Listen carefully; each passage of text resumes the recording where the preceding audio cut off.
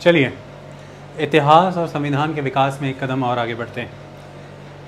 देखिए, हमने आपको फॉरेन पॉलिसी का लेक्चर स्टार्ट किया है और उस फॉरेन पॉलिसी के लेक्चर पार्ट 1 में हमने आपको बेहद खूबसूरती से समझाया प्रैक्टिकल एग्जांपल्स के साथ कि भाई क्यों foreign policy internal interest, national interest के लिए बहुत इंपॉर्टेंट होती है, क्यों हमें फॉरेन पॉलिसी के कॉन्टेक्स्ट में इंटरनेशनल लेवल पर अपनी प्रिंसिपल्स, अपनी आइडियोलॉजीज़ का एक इन्फ्लुएंस, एक इनेबलिंग एटमॉस्फेयर, एक receptive attitude of global community create करना पड़ता है, ताकि हम अपने उन फॉरेन पॉलिसी प्रिंसिपल्स को विश्व भर के तहत मान्यता दिलवा पाएँ, जिसके तहत जब विश्व उस सांचे में ढल जाएगा तब फिर एक माहौल बनेगा कि आपके सिद्धांतों के मुताबिक, जो कि मेजॉरली जनहित में ही होंगे, तभी उन्हें विश्व भर में अपनाया जाएगा।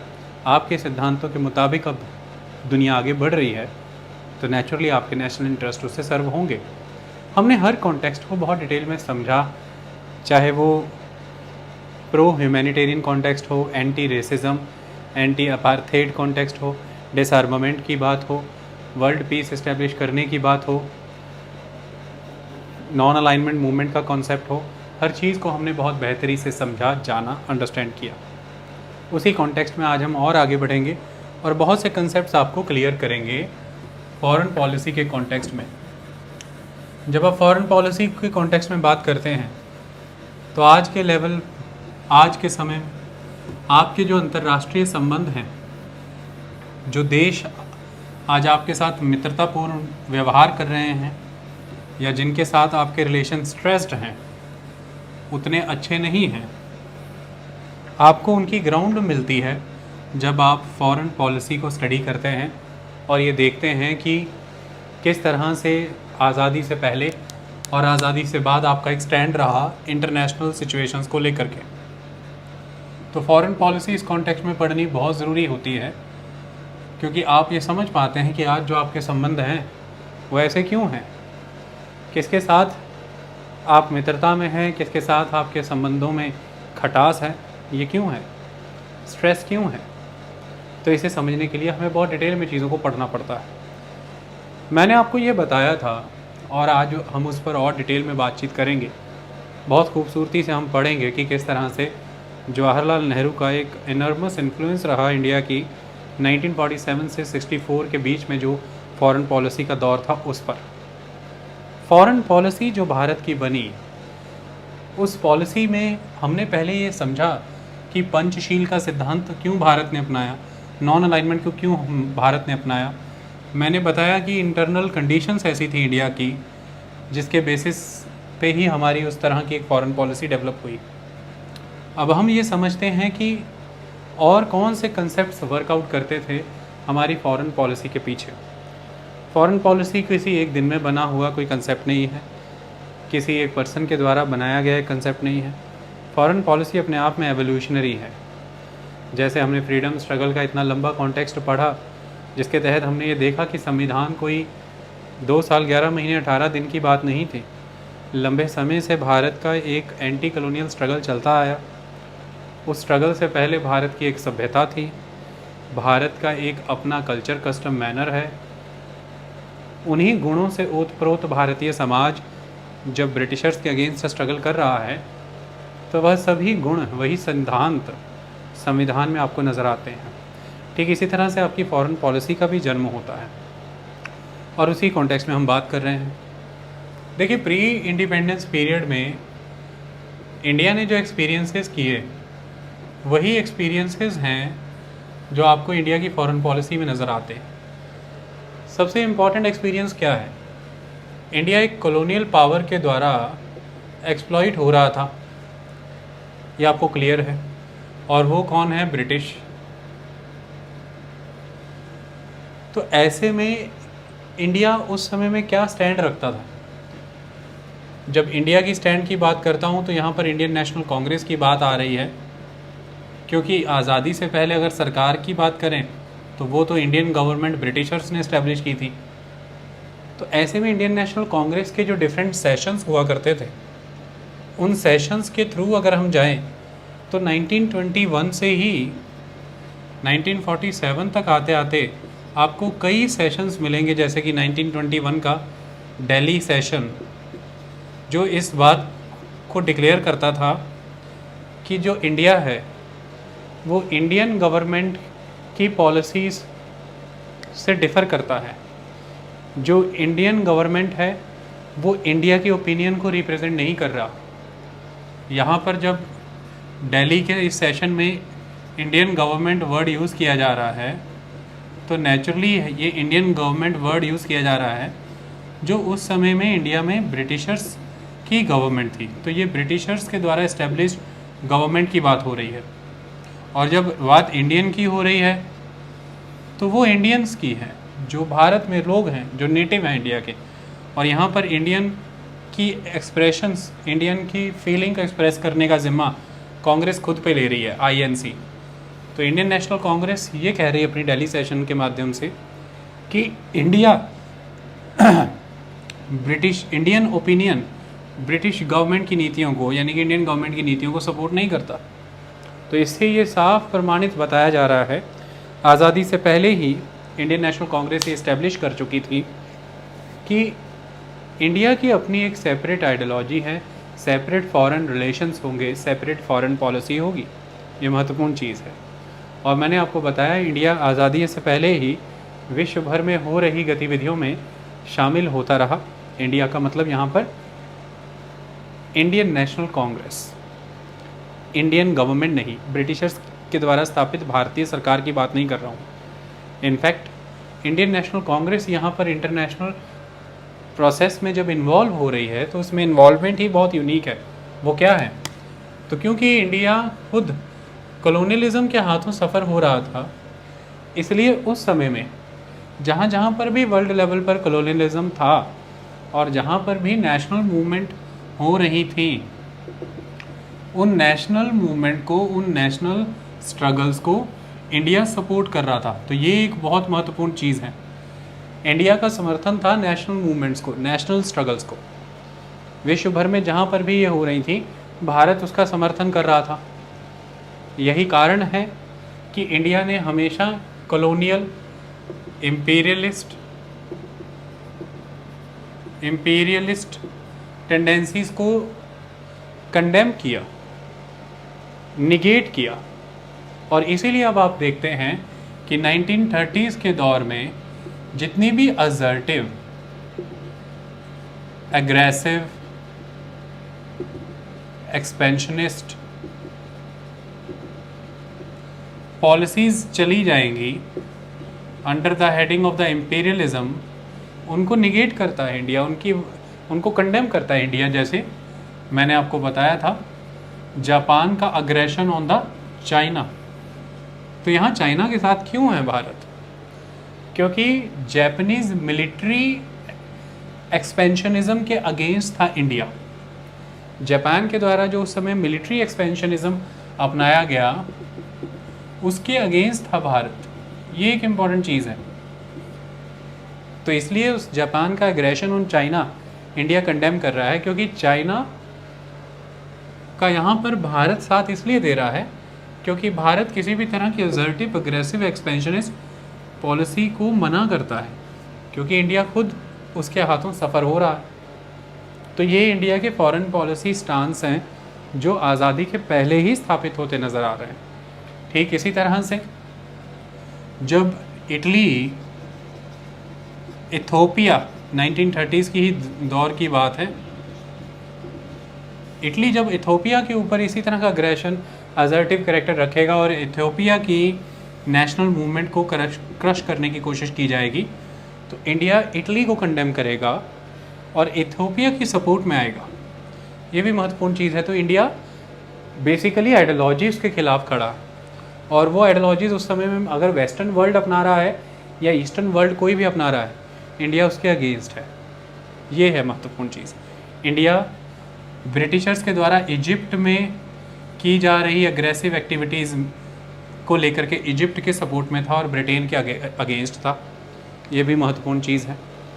तो कुल मिलाकर के इंडिया ने प्री इंडिपेंडेंस पीरियड में ही स्थापित कर दिया था कि जो अनुभव इंडिया ने किए हैं, जिससे इंडिया में फ्रीडम स्ट्रगल की शुरुआत हुई, इंडिया की नेशनल मूवमेंट है, उस तरह के अनुभव विश्व भर में कोई भी देश करेगा, कोई भी कम्युनिटी करेगी, और फिर उन अनुभवों के अगेंस्ट किसी तरह का नेशनल मूवमेंट या फ्रीडम स्ट्रगल की शुरुआत की जाएगी, इंडिया उसका समर्थन करेगा।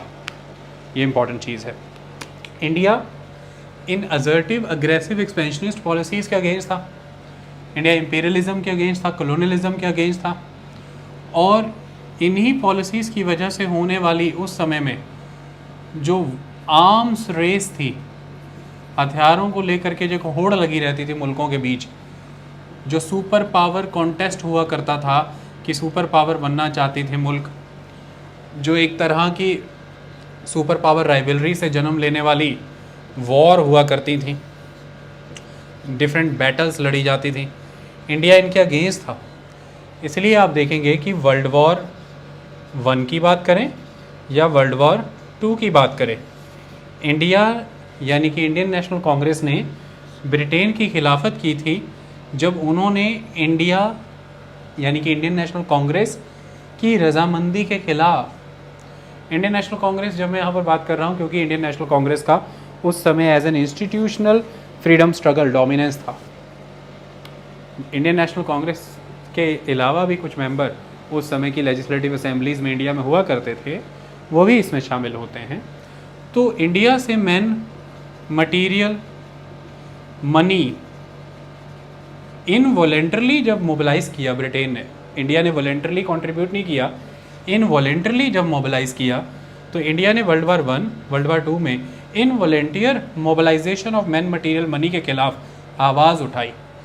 ये इंडिया का स्टैंड ही था इंटरनेशनल सिनेरियो को लेकर के कि पीसफुल को एग्जिस्टेंस करना है, नॉन वायलेंस अपनाना है, फ्रेंडली रिलेशन अपनाना है, कॉमन ब्रदरहुड डेवलप करना है। ये एक महत्वपूर्ण चीज़ है। जब खलीफा को गद्दी से उतारा गया, तुर्की के खलीफा को, 1918 की कहानी है ब्रिटेन के द्वारा, तो इंडिया में उस समय में आप देखेंगे कि खिलाफत मूवमेंट होगी, गांधी जी का खिलाफत मूवमेंट को समर्थन मिलेगा तुर्की के खलीफा के सपोर्ट में।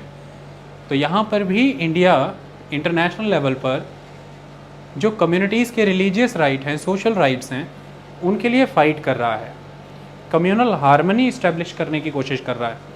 तो इंडिया के एक्सपीरियंसेस से ही इंडिया की फॉरेन पॉलिसी शेप हुई, और एक्सपीरियंसेस से ही जन्म लेते हैं कंसेप्ट कि एक कॉमन ब्रदरहुड होना चाहिए, फ्रेंडलीनेस होनी चाहिए, फ्रेंडशिप होनी चाहिए, पीसफुल को एग्जिस्टेंस होना चाहिए, म्यूचुअल रिस्पेक्ट होनी चाहिए एक दूसरे के प्रति, कॉपरेशन होनी चाहिए, कंपटीशन नहीं होना चाहिए, वॉर नहीं होनी चाहिए, एनिमसिटी नहीं होनी चाहिए, आर्म्स रेस नहीं होनी चाहिए। ये नज़र आ रहा है। और किसी भी फॉर्म में expansionism, aggressive character, assertive character exist करता हो, उसको डिनाई करना है। जैसे 1930s की अगर हम बात करें तो 1930 में वेस्ट में जर्मनी में जब हिटलर के द्वारा जीनोसाइड करने की हरकतें शुरू हुई, जब हिटलर के द्वारा राइज हुआ हिटलर का, और पॉलिसीज़ वहाँ पर इस तरह की उत्पन्न होकर के आई जिसने एक ऑथोरिटेटिव स्टेट इस्टेब्लिश करने की कोशिश की, इंडिया ने उसको डिनाई किया। इसी तरह से इटली में जब मुसोलिनी के द्वारा ये करने की कोशिश हुई, इंडिया ने इस चीज़ को भी डिनाई किया। तो 1930s के दौर में नाजीवाद और फांसीवाद, नाजिज़म एंड फासिज़म को इंडिया ने अपोज़ किया। तो जहाँ एक तरफ India Britain, France, Dutch, Spain, America, इनकी एक्सपेंशनिस्ट पॉलिसीज़ को, इनके अग्रेसिव असर्टिव स्टांस को, जापान के मिलिट्री एक्सपेंशनिज्म को कंडेम कर रहा है, डिनाई कर रहा है, वहीं इंडिया जर्मनी, इटली के नाजिज़म, फैसिज़म को भी उस समय में कंडेम करता है, अपोज़ करता है, इनकी भी क्रिटिसिज्म करता है। ये एक इम्पॉर्टेंट चीज़ है। और आज़ादी से बहुत पहले से ही, इनफैक्ट गांधी जी के समय से anti apartheid movement Gandhi ji के द्वारा चलाई जा रही थी लंबे समय से अफ्रीका में, और उसी स्टांस को इंडिया मेंटेन रखता है। ये भी एक बहुत महत्वपूर्ण चीज़ है। तो इंडिया ने ऑलवेज प्री इंडिपेंडेंस पीरियड में जो अनुभव स्वयं किए, उन्हीं अनुभवों को के आधार पर इंडिया की एक फॉरेन पॉलिसी डेवलप हुई। इंडिया सक्रिय रहा 1920s के बाद से ही इंटरनेशनल रिलेशंस को लेकर के, क्योंकि इंडिया ये मानता था कि आज़ादी के बाद जब डीकोलोनाइजेशन का फेज़ शुरू होगा पूरे वर्ल्ड लेवल पर, उस डीकोलोनाइजेशन के फेज़ की वजह से जो कॉलोनलिज्म ख़त्म होगा, इम्पीरियलिज्म ख़त्म होगा, लेकिन जो एक नया दौर शुरू होगा नियो इम्पीरियलिज्म का, जिसके तहत बड़ी कंट्रीज़ पॉलिटिकली आपकी कंट्री को कंट्रोल नहीं करेंगी, वॉर नहीं होंगी, फिज़िकल कंट्रोल नहीं होगा कंट्रीज़ का किसी बड़ी कंट्री के द्वारा, लेकिन इकोनॉमिकली आपको एक्सप्लॉइट किया जाएगा, आपके रिसोर्सेज एक्सप्लॉइट किए जाएंगे, आपकी सॉवरेनिटी को हार्म किया जाएगा, आपके डेमोक्रेटिक सिस्टम को डिसलॉज करने की कोशिश की जाएगी, आपकी पॉलिटिकल स्टेबिलिटी हार्म करने की कोशिश की जाएगी। इस तरह के इस नियो इम्पीरियलिज्म के दौर से विश्व भर को मुक्त रखना चाहता था भारत। इसलिए भारत आज़ादी से बहुत पहले ही ये प्रयास कर रहा था कि अंतर्राष्ट्रीय स्तर पर एक माहौल ऐसा बने जिसमें आपसी सौहार्द हो, एक टॉलरेंस की भावना हो, एक प्लूरलिज्म का सिस्टम हो, सेकुलरिस्ट कंसेप्ट अपनाए जाएं और पीस एंड प्रॉस्पेरिटी को हमेशा फोकस पे रखा जाए। इंडिया इसी कॉन्टेक्स्ट के साथ चल रहा था और 1920 से लेकर के 1947 तक ये सब किया गया, जहाँ एक तरफ कांग्रेस के अलग अलग सेशंस, ब्रिटिशर्स का इंडिया के ऊपर इम्पैक्ट और उस इम्पैक्ट को रिस्पॉन्स देती हुई उस समय की इंडियन नेशनल कांग्रेस और इंडियन फ्रीडम स्ट्रगल, इनका प्रभाव रहा फॉरेन पॉलिसी पे। वहीं दूसरी तरफ फॉरेन पॉलिसी पे शख्सियतों का प्रभाव भी होता है, ये भी बड़ी चीज़ है।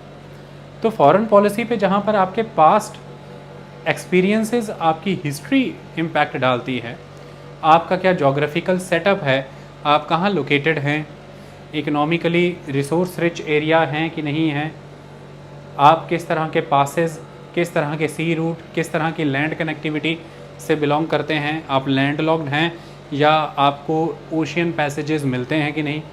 तो इस तरह की जोग्राफिकल कंडीशंस, आपकी जोग्राफिकल सेटिंग, आपके क्लाइमेटिक रीजन आपकी जियोपॉलिटिकल इम्पोर्टेंस को तय करते हैं, आपकी इकोनॉमिक सिग्निफिकेंस को तय करते हैं, आपकी डिपेंडेंस को तय करते हैं कि आप किन्हीं मुल्कों पर डिपेंड हैं अपनी climatic geographical setting, location, condition and position की वजह से। आप किन किन पर निर्भर हैं, आपके संबंध उस पर आधारित हो जाते हैं अंतर्राष्ट्रीय स्तर पर, और वो आपके फॉरेन रिलेशन, फॉरेन पॉलिसी का हिस्सा बनते हैं।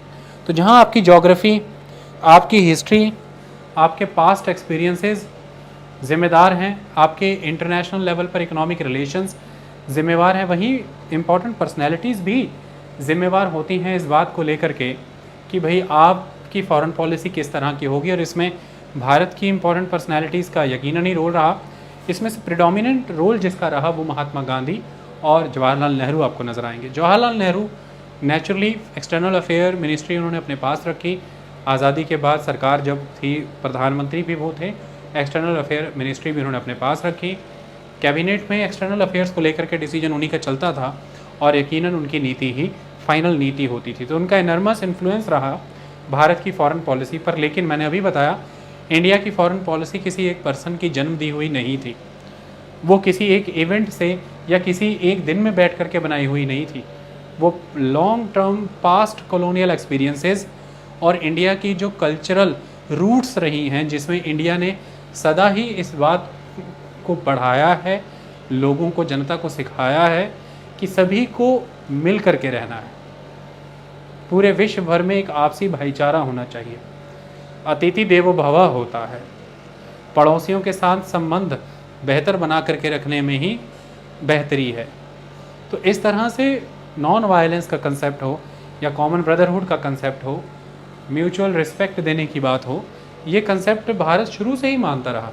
एक्सपेंशनिज्म की पॉलिसी भारत फॉलो नहीं करता रहा और उसी कंसेप्ट की बात भारत ने अपनी फॉरेन पॉलिसी में भी की।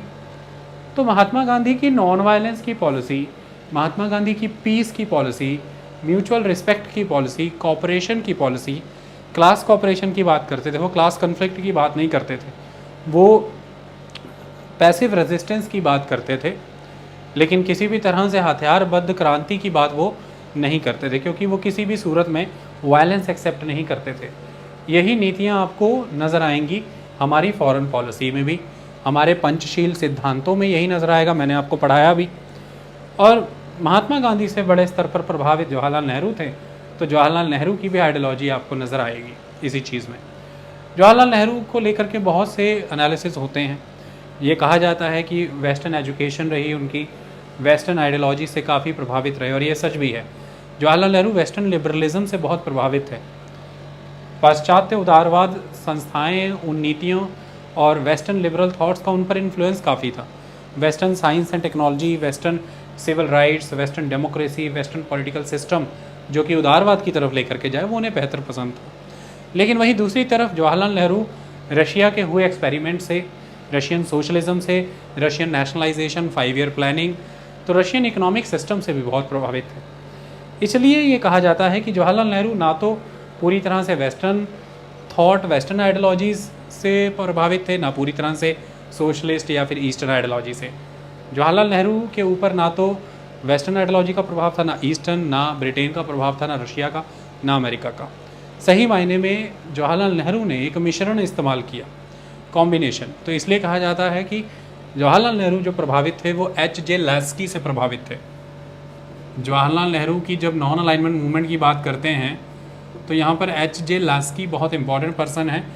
ये एक सिंथेसिस की बात करते थे, ये बात करते थे वेस्टर्न लिबरलिज्म एंड मार्क्सिज्म के बीच में एक बैलेंस इस्टेब्लिश होना चाहिए, एक सिंथेसिस होना चाहिए। जवाहरलाल नेहरू का नॉन अलाइनमेंट मूवमेंट, पंचशील सिद्धांत भी लगभग इसी से प्रभावित थे, जिसमें वो वेस्टर्न लिबरलिज्म को भी स्वीकार करते थे और इकोनॉमिक नेशनलाइजेशन को भी वो स्वीकार करते थे, जिसमें वो ये मानते थे कि जनता की हिस्सेदारी होनी चाहिए, क्लासलेस सोसाइटी होनी चाहिए, रिसोर्सेज में हर किसी का अधिकार होना चाहिए, मीन्स ऑफ प्रोडक्शन जो हैं वो जनता के कंट्रोल में होने चाहिए, वो ये मानते थे। वहीं दूसरी तरफ वो ये भी मानते थे कि एक स्तर तक प्राइवेट प्रॉपर्टी होनी चाहिए, मेरिट को आगे आने का मौका मिलना चाहिए, सभी को अपने राइट्स एग्जीक्यूट करने की फ्रीडम होनी चाहिए। तो वो वेस्टर्न लिबरल थॉट्स को भी सपोर्ट करते थे। तो इस तरह से इन दोनों के बीच का एक मिश्रण जवाहरलाल नेहरू अपनाते थे और वो उनकी नॉन अलाइनमेंट मूवमेंट में नज़र भी आता है। तो जवाहरलाल नेहरू का भी एक बहुत बड़ा प्रभाव नज़र आता है आपके देश की फॉरेन पॉलिसी पर, इन शख्सियतों से प्रभावित नज़र आता है। जवाहरलाल नेहरू ही थे जिनके प्रयासों से उस समय में इंडियन नेशनल कांग्रेस ने एज अ पार्टी 1936 में अपना फॉरेन अफेयर डिपार्टमेंट ओपन किया। एज एन गवर्नमेंट तो ये हो ही नहीं सकता था, क्योंकि उस समय इनकी सरकार तो थी ही नहीं, वो तो ब्रिटिशर्स की गवर्नमेंट थी और वो अलाउ नहीं करते। लेकिन एक पार्टी के तौर पर इन्होंने अपना फॉरेन अफेयर्स डिपार्टमेंट ओपन किया, ये बहुत बड़ी बात है और ये उस समय में हुआ था।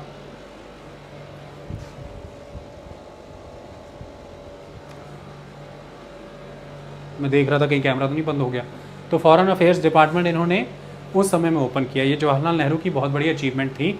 और उसके तहत ये क्या किया करते होंगे, फॉरेन अफेयर डिपार्टमेंट इस्टेब्लिश कर लिया, काम क्या करते होंगे, उसके तहत विश्व भर में जहाँ पर भी एंटी कॉलोनियल स्ट्रगल होती थी, एंटी इंपीरियल स्ट्रगल होती थी और नेशनल मूवमेंट होती थी, फ्रीडम की मूवमेंट होती थी, ह्यूमन राइट्स के सपोर्ट में मूवमेंट्स होती थी, anti racist, anti apartheid movement होती थी, ये उनको अपना समर्थन एक्सटेंड किया करते थे, उनको सपोर्ट किया करते थे। जिसके तहत मैंने आपको बताया भी कि जब जापान के द्वारा अग्रेशन किया गया था चाइना पर, तब भारत में इंडियन नेशनल कांग्रेस के द्वारा मेडिकल मिशन वहाँ पर भेजा गया था, ये भी एक इम्पॉर्टेंट चीज़ है।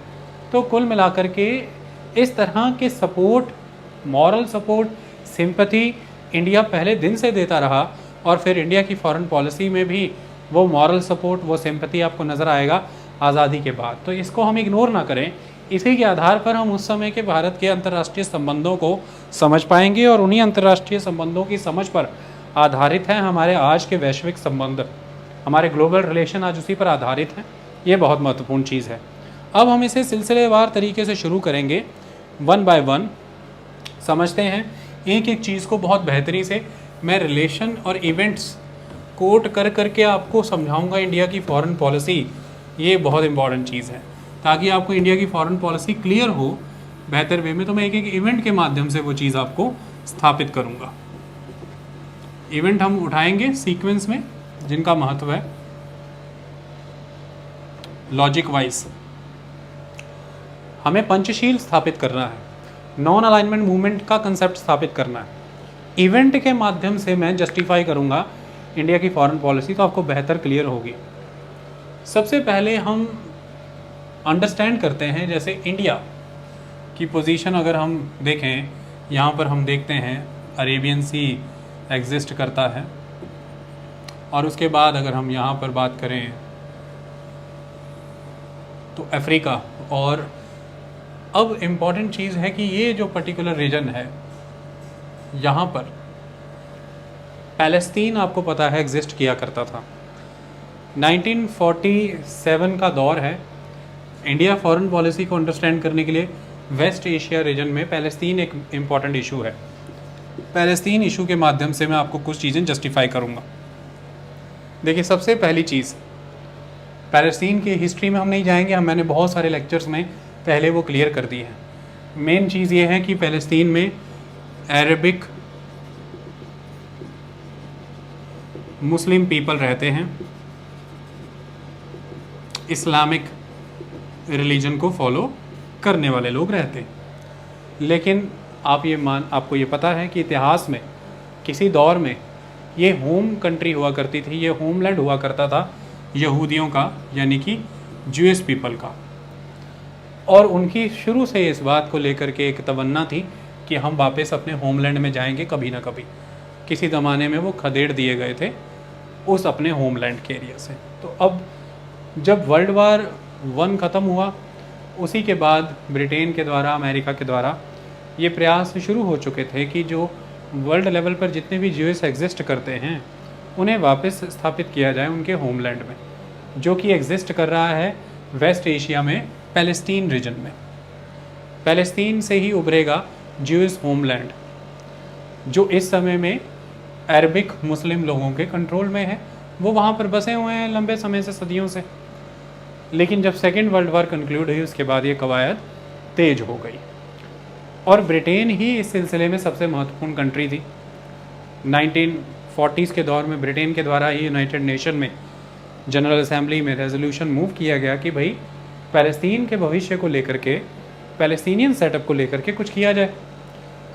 जनरल असेंबली ने एक स्पेशल कमीशन अपॉइंट किया पैलेस्तीन को लेकर के, और पैलेस्तीन के लिए वो जो स्पेशल कमीशन अपॉइंट किया गया था, उस स्पेशल कमीशन ने, स्पेशल कमेटी जो बनाई गई थी, उसके द्वारा फिर फाइनली रिकमेंडेशन आई कि आप ऐसा करिए कि पैलेस्तीन को आप डिवाइड कर दीजिए। एक तो पैलेस्तीन में आप बनाइए ज्यूइश स्टेट, ज्यूइश लोगों के लिए, यहूदियों के लिए। दूसरा आप बनाइए पैलेस्तीन स्टेट, और ये बनाइए आप अरबिक लोगों के लिए, मुस्लिम लोगों के लिए। और तीसरा यहाँ पर आप unique special area carve out करिए, जैसे कि जेरूसलम। जेरूसलम को यहाँ पर क्रिएट करिए और इसे स्पेशल फोर्सेस के अंडर रखिए। ये इस तरह से आप डिफरेंट एरियाज़ बना लीजिए। एक कमीशन का गठन किया गया जो इस डिमार्केशन को इस्टेब्लिश कराएगा। अब ये जो ज्यूइश स्टेट बनेगा, दैट इज़ इज़राइल। तो यहूदी लोगों को, ज्यूइश पीपल को तो ये स्वीकार हो गया कि ये ठीक बात है, और ये सब कुछ अगस्त 1947 में हो रहा है। लेकिन जो पैलेस्टीनियन है, यानी कि जो अरबिक पीपल है, मुस्लिम्स, उनको ये स्वीकार नहीं था। उनको ये था कि इस तरह से आप पैलेस्तीन को बांट नहीं सकते, काट नहीं सकते। अब यहाँ पर सवाल ये आता है कि इंडिया 1947 15 अगस्त को इंडिपेंडेंट हो चुका है, और उसी दौर में सेम टाइम पर ही ये पैलेस्तीन का इशू भी यूनाइटेड नेशन में है।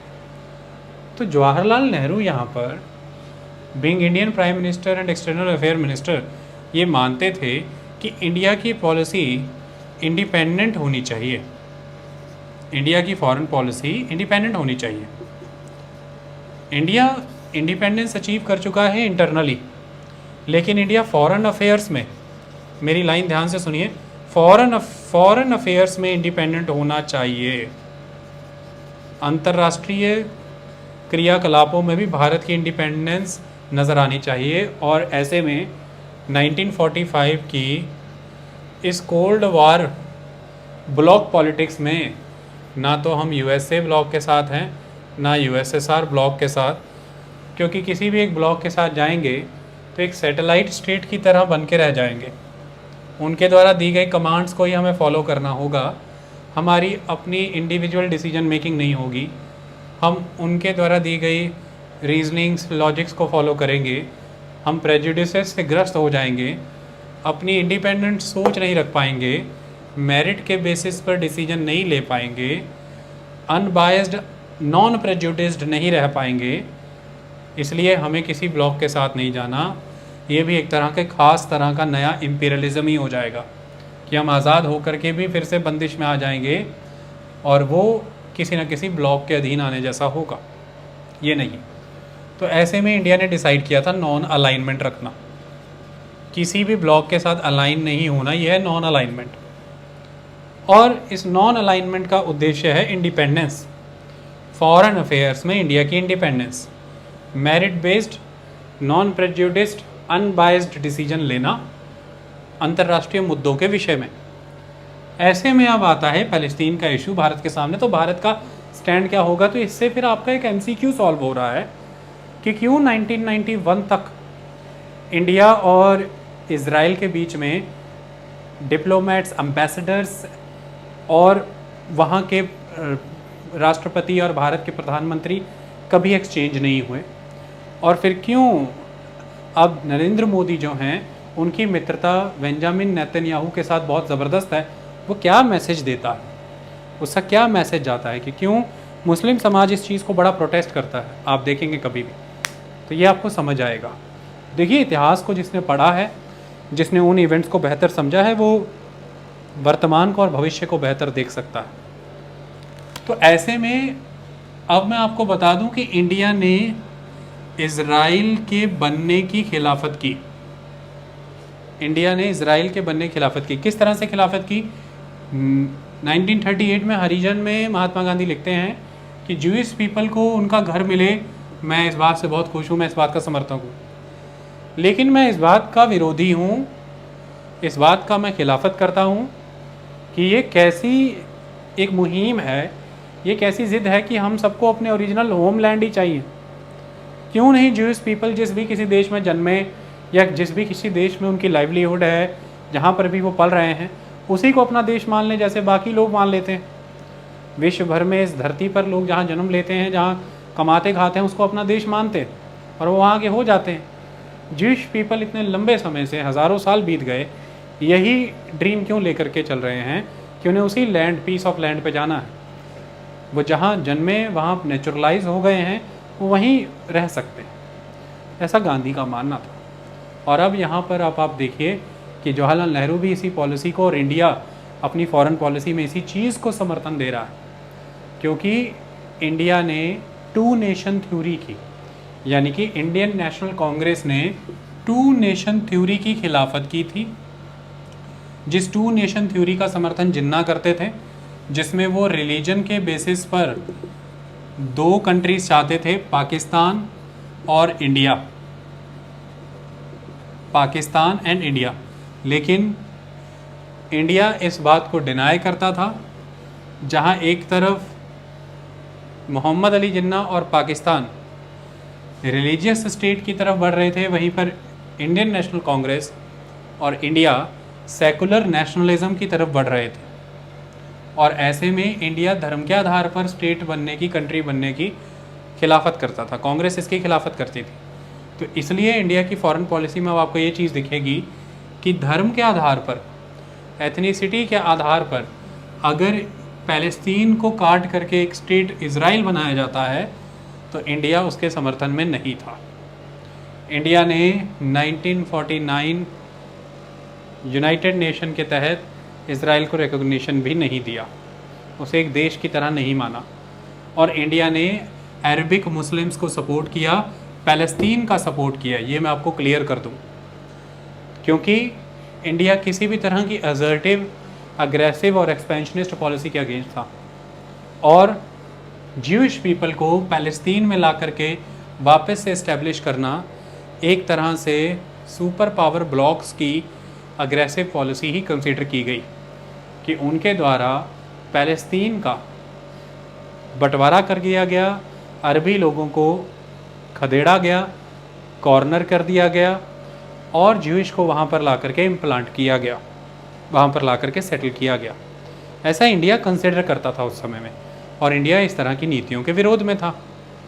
इंडिया उस समय में ह्यूमन राइट्स के सपोर्ट में था।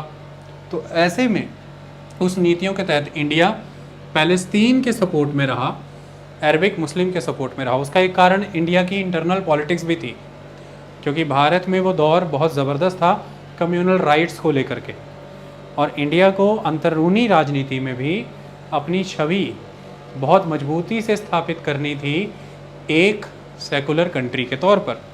जवाहरलाल नेहरू के ऊपर ये एम था कि उन्हें एक सेकुलर नेशन के तौर पर खुद को स्थापित करना है। इसलिए भी भारत में मुस्लिम समाज जो है वो कांग्रेस से नदारद ना हो जाए, इंडिया की सेकुलर छवि पे बट्टा ना लग जाए, इसकी वजह से इंडिया पर आरोप ना आ जाए कि भैया अब आपने रिलीजन के ऊपर बेस्ड स्टेट कैसे एक्सेप्ट कर लिया। तो इंडिया ने खिलाफत की इज़राइल की, ये मैं आपको क्लियर कर दूँ। उस समय की कंसिडरेशन की ये थी, लेकिन उसके बाद जब आगे बढ़े इंडिया ने वैसे ही इज़राइल की खिलाफत की, क्योंकि इज़राइल ब्लॉक पॉलिटिक्स का हिस्सा बन गया था। इज़राइल वेस्टर्न ब्लॉक के साथ चला गया था, जैसे कि फ्रांस, यूके। इज़राइल ने इनके साथ मिलकर के 1956 के दौर की बात है, इजिप्ट के ऊपर अटैक भी किया था, जब इजिप्ट के द्वारा नेशनलाइज कर लिया गया था स्विस कनाल को। तो फिर वो ब्लॉक पॉलिटिक्स का हिस्सा बन गया था, और इंडिया नॉन अलाइन मूवमेंट की कवायद करता था, किसी भी ब्लॉक पॉलिटिक्स का हिस्सा बनने के बाहर की बात करता था। तो फिर इसके बाद भी इंडिया इज़राइल का साथ नहीं दे पाया। तो इंडिया और इज़राइल के संबंध इसी फॉरेन पॉलिसी से परिभाषित रहे हैं लगभग 1991 तक। अंडर कवर के तौर पर, एज ए सीक्रेट मीटिंग के तौर पर, जनता पार्टी के समय मोरारजी देसाई के समय में इज़राइल से लोग भारत आए भी, मीटिंग्स हुई भी, लेकिन ऑफिशियली चीज़ें 1991 के बाद शुरू होती हैं, लिबरलाइजेशन, प्राइवेटाइजेशन, ग्लोबलाइजेशन। इसलिए अब आज आप देखिए इंडिया की फॉरेन पॉलिसी में एक बहुत ज़बरदस्त शिफ्ट नज़र आता है। आज इंडिया के बहुत स्ट्रॉन्ग रिलेशन हैं इज़राइल के साथ। भारत के प्रधानमंत्री ने वहाँ पर दौरा भी किया, बेंजामिन नेतन्याहू भी भारत आए, और इज़राइल के साथ बहुत गर्मजोशी से गले मिला जाता है। तो इस तरह से एक शिफ्ट इंडिया का नज़र आता है कि इंडिया अब किसी पर्टिकुलर क्लास को या सेगमेंट को अपीज़ करने की पॉलिसी नहीं कर रहा। ऐसा अब की सरकारें प्रमाणित करती हैं कि वो नेहरूवियन पॉलिसी से आगे आ गया है। उसे किसी पर्टिकुलर कम्युनिटी को, सेगमेंट को कंट्री में अपीज़ नहीं करना। सेकंड, इंडिया अपने नेशनल इंटरेस्ट और बॉर्डर सिक्योरिटी को महत्वता देता है, टेरिटोरियल इंटीग्रिटी को महत्व देता है किसी भी अदर कंसर्न से ज़्यादा, जिसके तहत इज़राइल एक बहुत ज़बरदस्त पार्टनर है, क्योंकि डिफेंस इक्विपमेंट में और लेटेस्ट टेक्नोलॉजी के मामले में इज़राइल बहुत उत्तीर्ण कर चुका है बाकी मुल्कों के मुकाबले, और इंडिया का एक बहुत ज़बरदस्त डिफेंस पार्टनर भी है इज़राइल। तो इंडिया की अब इंटरेस्ट उस समय से डिपार्ट कर चुके हैं। आज इंडिया को लेटेस्ट टेक्नोलॉजी चाहिए, बेटर कॉम्बैटिंग वेपन्स चाहिए, बेटर इक्विपमेंट चाहिए, बेटर साइंस एंड टेक्नोलॉजी चाहिए। डिफेंस प्रिपेयर्डनेस बहुत मजबूत है आज के डेट में इंडिया की। तो इंडिया की फॉरेन पॉलिसी में आज इंडिया की जो स्ट्रेंथ है, इंडिया की जो फोर्स है, वो एक इम्पॉर्टेंट रोल प्ले करती है, और अंतर्राष्ट्रीय स्तर पर इंडिया के संबंध भी अब उसी चीज़ से प्रभावित होते हैं। आज इंडिया इस बात पे तवज्जो नहीं दे रहा है कि इज़राइल का गठन किसी समय में कम्युनल ग्राउंड्स पर ही हुआ है कि धर्म के आधार पर वो एक देश के तौर पर उभर करके आया। आज इंडिया की पॉलिटिक्स और इंडिया की इंटरनल और इंटरनेशनल इंटरेस्ट ये कहते हैं कि इंडिया जिस कंडीशन में आज एग्जिस्ट कर रहा है, चाइना असर्टिव है, पाकिस्तान एक टर्बुलेंस क्रिएट करने वाली कंट्री के तौर पर डेवलप हो रही है इंडिया के सराउंडिंग में, इंडियन ओशियन रीजन में जियोपॉलिटिकल सिचुएशन बहुत ही फ्रेजाइल रहती है, जियोपॉलिटिकल हॉटस्पॉट के तौर पर वो जाना जाता है। ऐसे में इज़राइल का रोल इम्पॉर्टेंट है इंडिया के लिए। लेकिन एक बात आपको और बता दूं कि इज़राइल के द्वारा यदि पैलेस्टीनियन रीजन पर कभी भी अटैक हुए हैं, ये भी मैं आपको क्लियर कर देना चाहता हूं, चाहे वो गाज़ा स्ट्रिप हो, गाज़ा स्ट्रिप, वेस्ट बैंक, ये वर्ड्स आपने हमेशा सुने होंगे, ये इसी रीजन की ज्योग्राफी के शब्द हैं।